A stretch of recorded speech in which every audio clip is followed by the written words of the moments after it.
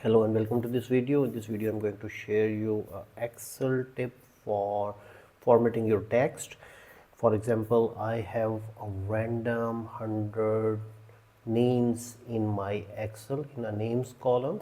So I want to convert all these names into upper, then lower, and then corrected version, means first character of every name will be in upper and rest are in a smaller case. So Excel provides us a functions. For example, if I'm going to convert this to in uppercase, there is a function for upper tab, and then I select the name, right? When I press enter, it's convert into uppercase.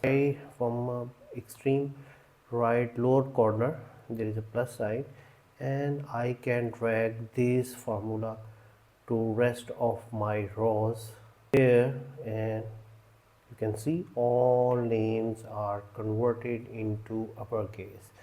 Similar way, I'm going to apply lower and tab and select the A2, and you can see it convert into a lowercase. And similar way, I select this and drag to